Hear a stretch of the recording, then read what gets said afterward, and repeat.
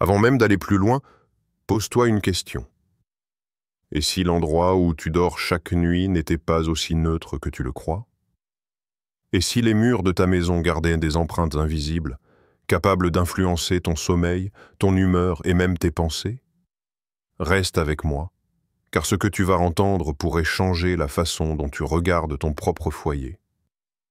Si tu veux aller plus loin dans ces révélations et découvrir d'autres clés pour transformer ton atmosphère, abonne-toi dès maintenant et active la cloche. Laisse aussi un commentaire juste en dessous. Dis-moi si tu as déjà ressenti une lourdeur dans ton espace, ou si tu as déjà fait des rêves étranges liés à ta maison. Ton témoignage pourra encourager d'autres personnes qui vivent la même chose. 1. Quand l'atmosphère de ta maison change, imagine un soir ordinaire.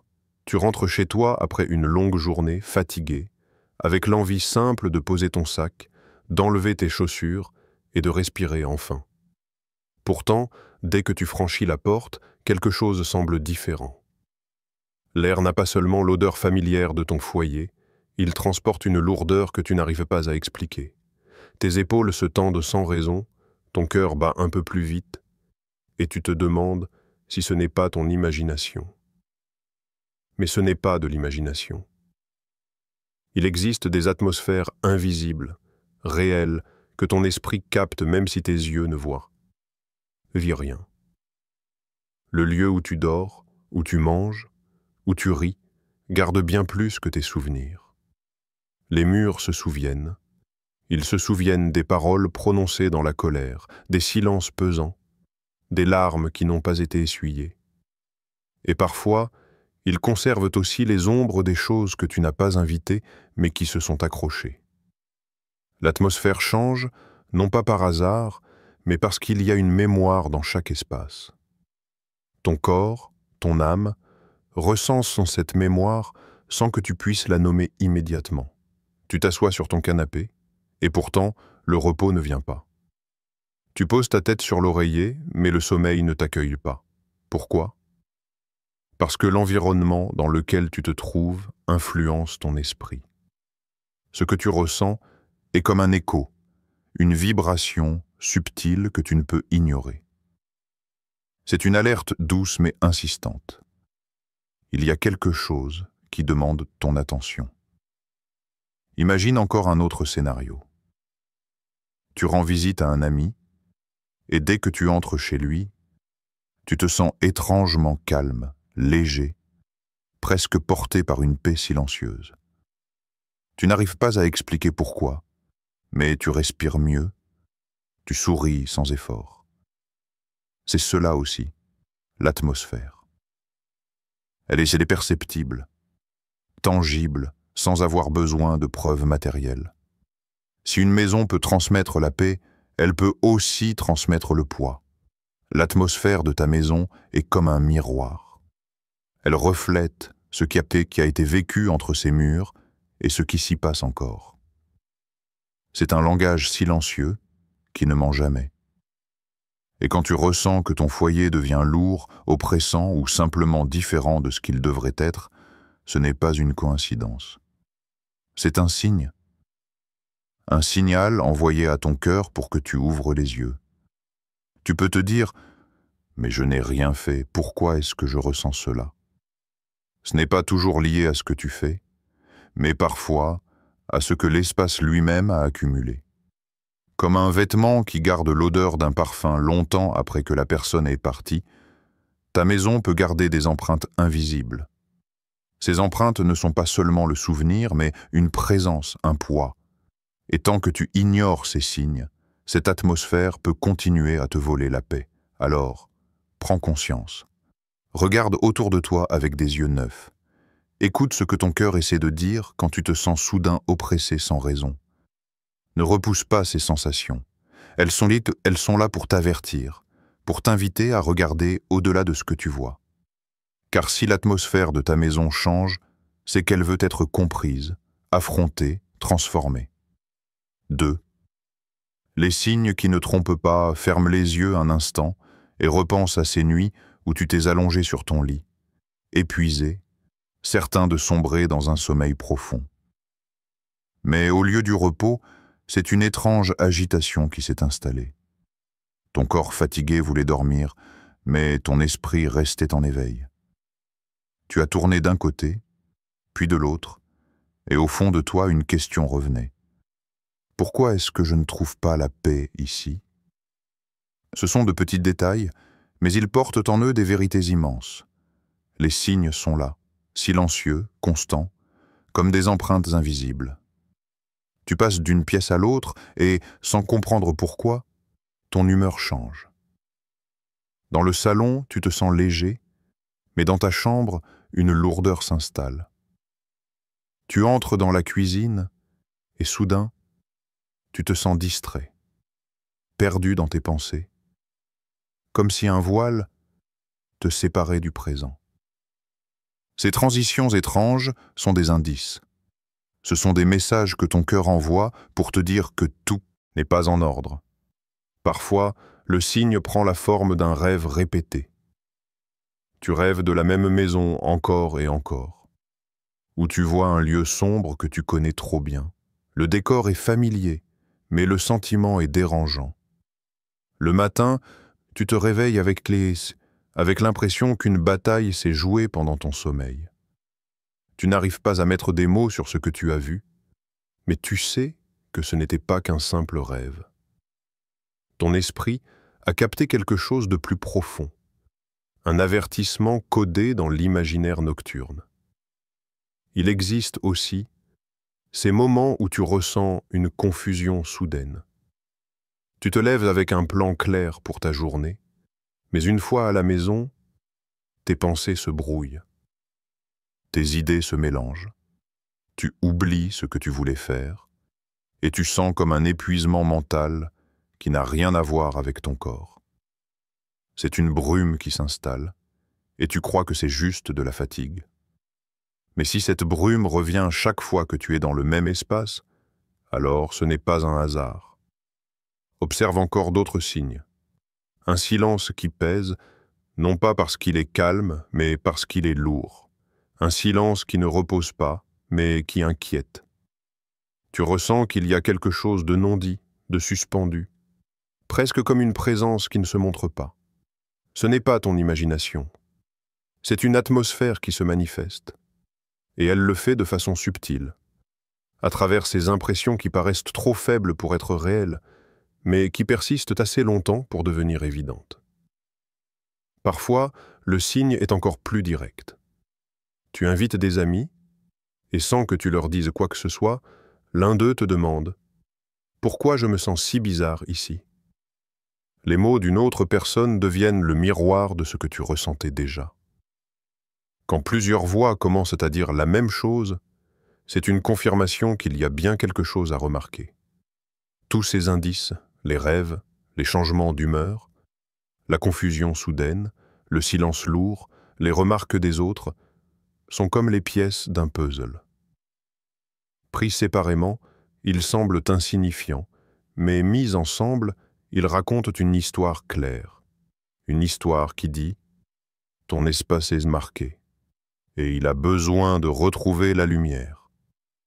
Ne sous-estime jamais la capacité de ton esprit à capter ce que tes yeux ne voient pas. Les signes ne trompent pas, et plus tu apprends à les reconnaître, plus tu réalises que ce que tu ressens est réel. Troisième. Pourquoi Dieu révèle ce qui est caché? Il existe une loi silencieuse dans l'univers. Rien ne reste éternellement dissimulé. Les secrets enfouis, les ombres qui se glissent entre les murs, les pensées que l'on croit invisibles, tout finit par être mis en lumière. Mais ce dévoilement ne vient pas pour t'effrayer, il vient pour t'avertir et te sauver. Quand tu ressens que quelque chose dans ta maison n'est pas en ordre, ce n'est pas une simple impression, c'est une révélation. Et cette révélation n'a qu'une seule source, Dieu. Dieu parle de 1000 manières, parfois à travers des paroles claires, d'autres fois par des images, mais souvent par ce langage subtil que l'on appelle discernement. Tu crois juste avoir une intuition, Mais en vérité, c'est une alerte divine. Ce que tu sens n'est pas seulement psychologique, c'est spirituel. Et la raison pour laquelle il te le montre, c'est parce qu'il veut que tu sois libre. Il ne se plaît pas à voir ses enfants vivre dans l'oppression ou dans la peur. Alors, il soulève le voile. Tu vois, si Dieu voulait te laisser dans l'ignorance, il aurait gardé ces choses cachées, mais au contraire, il décide de pointer ton attention dessus. Cela signifie que tu es assez fort, assez prêt, pour affronter ce qui se cache dans ton espace. Réfléchis-y. Pourquoi maintenant? Pourquoi pas il y a 5 ans ou 5 jours? Parce qu'il y a un moment où ton cœur est disposé à recevoir la vérité. Dieu choisit toujours le bon moment. Le moment où, au lieu de fuir, tu es capable de regarder la réalité en face. Peut-être crois-tu que ce que tu ressens n'est qu'un hasard, mais regarde la cohérence. Chaque fois que tu pries, tu as des pensées claires. Chaque fois que tu ignores la prière, le poids revient. Chaque fois que tu choisis la lumière, quelque chose bouge autour de toi. Est-ce une coïncidence? Non. C'est la preuve que la bataille est réelle et que la révélation que tu reçois est un appel à agir. Dieu ne révèle jamais sans intention, derrière chaque signe se trouve une invitation. L'invitation à collaborer avec lui pour transformer ton atmosphère. Il t'appelle à ne pas subir, mais à reprendre ton rôle. Tu n'es pas un spectateur impuissant dans ta propre maison. Tu es celui à qui il donne l'autorité pour déclarer « Ici, la paix règne. Ici, rien de caché ne prendra racine. » Souviens-toi de ce détail. L'obscurité ne fuit pas devant ton silence. Elle ne part pas parce que tu fais semblant de ne pas la voir. Elle recule seulement quand tu nommes les choses, quand tu fais jaillir la lumière par tes paroles et par ta foi. Voilà pourquoi Dieu choisit de te montrer ce qui est dissimulé. Afin que tu sois le canal de changement, afin que tu transformes ton espace en un lieu qui lui appartient vraiment. Ne crains donc pas ce que tu découvres. Si la révélation est donnée, c'est que la victoire est déjà préparée. Dieu ne t'expose jamais une vérité pour te laisser sans solution. S'il ouvre tes yeux sur ce qui trouble ton foyer, c'est parce qu'il t'a déjà donné la clé pour le restaurer. 4e. L'autorité qui t'est donnée. Il y a une vérité que beaucoup oublient. Tu n'es pas spectateur dans ta propre maison. Tu es l'autorité qui s'y tient. L'espace où tu vis n'est pas un territoire neutre, c'est un domaine qui porte ton empreinte. Et Dieu t'a remis la responsabilité de l'habiter pleinement. Ce que tu permets, reste. Ce que tu refuses, s'en va. La question n'est donc pas « est-ce que je peux faire quelque chose ?» mais plutôt « quand vais-je décider d'exercer ce que j'ai déjà reçu ?» Chaque parole que tu prononces a un poids. Si tu entres dans une pièce et tu déclares « ici la paix habite », tu viens de tracer une frontière invisible. Tu l'as peut-être dit avec une voix tremblante, mais dans le monde spirituel, c'est un décret. Et les décrets ne sont pas des murmures, ce sont des ordres qui réorganisent ce qui t'entoure. Ton autorité n'est pas basée sur ta force physique ou ton énergie du moment. Elle est enracinée dans une réalité plus haute. Tu as reçu le droit de parler avec puissance. Il est temps de changer la manière dont tu perçois ton foyer. Tu n'y es pas comme un locataire fragile qui attend que les choses s'améliorent en d'elles-mêmes. Tu es comme un gardien qui a reçu une clef. Cette clef ouvre, mais elle ferme aussi. Elle ouvre à la paix, à la lumière, au repos. Elle ferme à la confusion, à la lourdeur, aux intrus invisibles qui voudraient s'installer sans y être invités. Chaque fois que tu ouvres la bouche avec conviction, tu utilises cette clef. Tu peux penser, mais je ne suis pas assez fort. La force n'est pas la base de ton autorité. Imagine un policier qui se tient sur la route pour arrêter une voiture. Ce n'est pas sa taille ou ses muscles qui arrêtent le véhicule, c'est l'autorité représentée par son uniforme. De la même manière, Quand tu parles dans ton espace, ce n'est pas ton volume de voix qui change l'atmosphère, mais la position que tu représentes. Tu parles en tant que quelqu'un qui a été mandaté pour garder ce territoire. Il faut aussi comprendre que l'autorité est vivante seulement si tu l'exerces. Une épée laissée dans son fourreau ne protège personne. Un droit qui reste ignoré est comme une porte ouverte au vent. L'atmosphère de ta maison ne changera pas tant que tu resteras silencieux. C'est quand tu te tiens debout que tu déclares à haute voix « Ici, la paix demeure. Ici, aucune présence étrangère n'a droit de citer. » Que tu vois le poids se dissiper. Ne crois pas que ce soit réservé à quelques personnes spéciales. Cette autorité n'est pas un privilège isolé. C'est un héritage donné à tous ceux qui choisissent de se lever. Elle est là entre tes mains, et chaque instant où tu hésites, tu laisses à autre chose la possibilité d'occuper ce qui t'appartient. Mais chaque fois que tu oses t'exprimer, même avec une simple phrase, tu reprends un territoire qui aurait pu être volé. Ton foyer n'est pas une salle d'attente où passent indistinctement toutes sortes de présences. Il est ton espace, et il devient ce que tu déclares. Tant que tu te tais, l'atmosphère se définit toute seule. Mais quand tu parles avec autorité, tu imposes une nouvelle réalité. Alors ose, prononce, trace des limites invisibles mais solides, et regarde ton environnement se transformer sous le poids de tes paroles. 5. Des gestes concrets pour purifier ton foyer. Il est facile de croire que tout cela reste abstrait, que changer l'atmosphère de ta maison est une idée vague réservée aux plus spirituels. Mais en réalité, il existe des gestes simples, accessibles à chacun, qui transforment un espace de l'intérieur. Laisse-moi t'emmener pas à pas dans ces pratiques, non pas comme des rituels figés, mais comme des actes de conscience qui rappellent à ton foyer sa véritable identité, un lieu de paix. Commence par la parole. Ta voix a une force que tu n'imagines pas. Entre dans chaque pièce, parle comme si tu adressais un ordre. Ici, je déclare la paix. Ici, je ferme la porte au trouble. Dis-le calmement, mais avec conviction. Tu ne t'adresses pas seulement à toi-même, tu dresses une frontière invisible. Les mots prononcés à haute voix modifient l'atmosphère, car ils résonnent dans l'air et marquent ton espace d'une empreinte nouvelle. Approche-toi ensuite de ton lit. C'est là que ton esprit est le plus vulnérable, car c'est là que tu dors et rêves.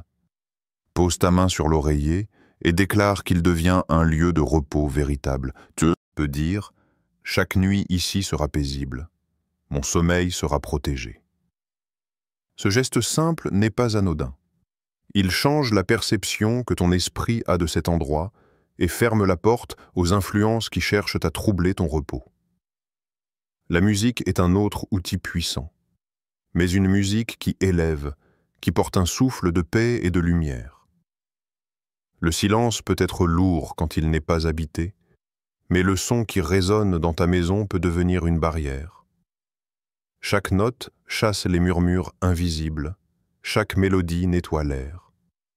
Choisis une musique qui apaise ton esprit et crée un climat où tu respires mieux, où tes pensées se réalignent. N'oublie pas la nourriture et la table où tu manges. Avant de poser ta première bouchée, prends un instant pour bénir ce que tu as devant toi. Non pas comme un automatisme, mais comme une reconnaissance consciente. Tu déclares alors que ce repas nourrit non seulement ton corps, mais ton esprit. En bénissant la nourriture, tu rappelles que ton foyer est un espace d'abondance et non de manque. Un lieu de gratitude plutôt que de crainte.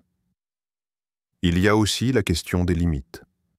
Parfois, purifier son foyer ne signifie pas seulement ce que tu dis ou ce que tu écoutes, mais aussi ce que tu autorises à entrer. Observe les relations, les objets, les habitudes que tu invites dans ta maison. Demande-toi, est-ce que cela apporte la paix ou est-ce que cela ajoute du poids? Mettre une limite, c'est dire non à certaines énergies, à certaines personnes, à certaines influences. Ce n'est pas de la dureté, c'est de la protection. Enfin, prends le temps de marcher dans ton espace en imaginant que tu le redonnes à la lumière. Tu peux même tendre la main vers les murs et dire « cet endroit est mis à part ». Marche lentement, comme pour marquer chaque pas d'une nouvelle empreinte. Tes gestes créent un chemin invisible et ta maison commence à respirer différemment. Ces pratiques ne sont pas compliquées. Elles ne demandent ni préparation lourde, ni outils particuliers. Elles exigent seulement ta présence et ta volonté. Chacun de ces gestes est un rappel. Ton foyer n'est pas un espace neutre, c'est une extension de ton âme. Et chaque fois que tu agis consciemment, tu purifies un peu plus l'air que tu respires, tu rends à ton espace sa véritable vocation, être un refuge. 6. Le processus de restauration. Il existe un chemin précis que l'on peut suivre lorsque l'atmosphère de la maison semble lourde. Ce processus n'est pas instantané, ce n'est pas un claquement de doigts, mais une marche progressive où chaque étape ouvre la porte à la suivante. C'est une dynamique, presque une respiration. Reconnaître, confronter, inviter, transformer. Et plus tu t'y engages, plus tu réalises que tu ne subis pas ton espace, tu le façonnes. La première étape, c'est la reconnaissance. Rien ne peut changer tant que tu refuses de voir ce qui est là. Tu dois accepter d'ouvrir les yeux sur les signaux que tu ressens. Le poids, le silence oppressant, les rêves étranges, les changements d'humeur. Tu n'as pas besoin d'avoir toutes les explications, mais tu as besoin d'honnêteté. Dire « oui », il y a quelque chose ici qui n'est pas normal. C'est briser déjà une partie de l'invisibilité. La reconnaissance est comme allumer une lampe dans une pièce sombre. Elle ne chasse pas encore tout, mais elle rend impossible de nier la réalité. Vient ensuite la confrontation. Reconnaître n'est pas suffisant si tu restes spectateur. Il faut oser parler. La confrontation se fait avec des paroles affirmées, des gestes clairs. Tu te tiens dans ton espace et tu déclares qu'il n'appartient plus à ce qui le trouble. Ce n'est pas une simple prière intérieure, c'est un affrontement verbal. En mettant des mots, tu brises le silence qui donnait à l'ombre son pouvoir. Même si tu trembles, même si tu doutes, chaque mot prononcé affaiblit ce qui pesait sur toi. Puis vient l'invitation. Une maison vidée du poids doit être remplie par quelque chose de plus grand. La paix, la lumière, la présence divine. Si tu chasses sans remplir, le vide devient une nouvelle opportunité pour ce que tu avais rejeté. Alors, ouvre ton cœur et ton espace à cette présence qui apporte le repos. Tu peux le faire en priant, en chantant, en mettant une musique qui élève. Tu peux le faire en ouvrant tes fenêtres, en laissant entrer la lumière naturelle, en réarrangeant tes objets pour créer une atmosphère nouvelle. L'invitation est une proclamation. Cet endroit est habité par la paix. Enfin, la transformation. Quand tu répètes ces gestes, quand tu t'engages dans ce cycle, tu remarques que l'atmosphère se modifie peu à peu. Les nuits deviennent plus calmes, les pensées plus claires, les émotions plus légères. Ta maison, qui était peut-être devenue un fardeau, commence à redevenir un refuge. Ce n'est pas seulement une question d'énergie, c'est une réalité profonde. Ton espace reflète ton intention. Et ton intention aligne ton espace avec une dimension plus élevée. Ce processus n'est pas réservé à un moment unique. Il peut être répété. Chaque fois que tu ressens à nouveau un poids, chaque fois que tu remarques un changement, tu peux recommencer.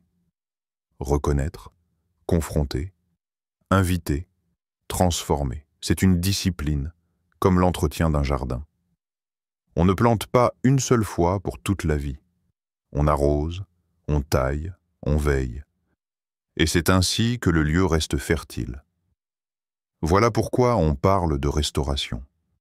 car ce que tu vis n'est pas une perte définitive. Ce que tu pensais briser peut être renouvelé. Ta maison peut redevenir un sanctuaire, non pas par hasard, mais parce que tu participes activement à sa transformation. En suivant ce processus, tu découvres que tu n'es pas simplement habitant d'un espace, tu en es l'architecte invisible, le gardien et le restaurateur. Tout au long de ce message, tu as découvert que ton foyer n'est pas simplement un espace physique, c'est un lieu spirituel, chargé d'une atmosphère qui peut te peser ou t'élever. Mais souviens-toi, rien n'est figé. Tu n'es pas prisonnier de ce que tu ressens. Tu as le pouvoir de transformer ton espace, pas demain, pas plus tard, mais dès aujourd'hui. Ne garde pas ces révélations pour toi. Partage cette vidéo à quelqu'un qui a besoin de retrouver la paix dans sa maison. Et surtout, prends position. Écris dans les commentaires « Je choisis la paix » pour déclarer publiquement que ton foyer sera désormais un refuge et non un fardeau. Abonne-toi, car d'autres messages t'attendent pour t'aider à bâtir un environnement où règne la lumière et la sérénité. Ta maison n'a pas à être un champ de bataille. Elle peut devenir un sanctuaire. Et le choix commence maintenant, avec toi.